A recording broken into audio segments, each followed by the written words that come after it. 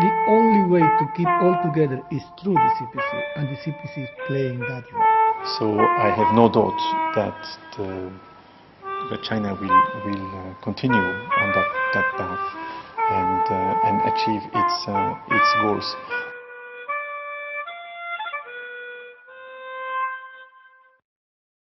The Chinese governments have been a people's government. It's a people's republic. So the agenda of development is set by the people. If it's run by the people, I think it's good, and China has developed. It's visible now. You go all across China, you can see the kind of development which has happened and how people are becoming part of it. Well, the reality of the last 30 years show that the development is real and is really all-encompassing. So I have no doubt that China will continue on that path and achieve its goals. Of course,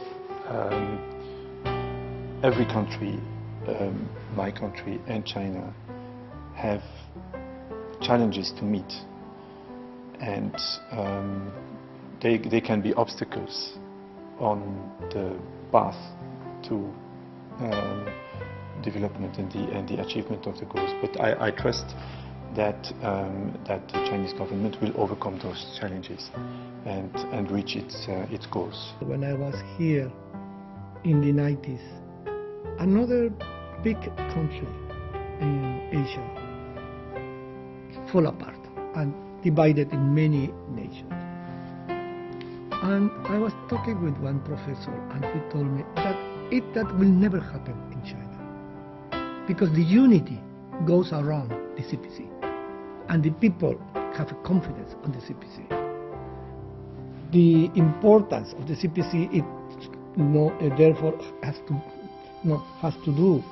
to be related to the existence and to the purpose of the Chinese policy. You cannot see China without the existence of one spirit, one power that keeps the whole country united. So the only way to keep all together is through the CPC, and the CPC is playing that role. We have abundant, rich, experience, international experience to tell why China would not follow West system, either in economic system or in political system. In other parts of the world, for example, like Middle East, the U.S. under the Bush government, the U.S. carried out the Greater Middle East plan to promote the Western type of democracy there, right? But you can see for so many years, now the whole Middle East is in chaos. We don't expect all the Middle East will come up in next 10 to even 30 years, even longer time, right? Also in other parts of the world, Africa, Latin America, because Western type of democracy does not work there, right? Does not work there. So I don't think China will follow, because China is a civilization state, has a rich history.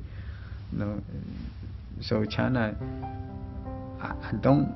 Because also early on, in modern China time, Dr. Sun Zhongshan used to try to practice Western type of parliamentary system, but that was a failure.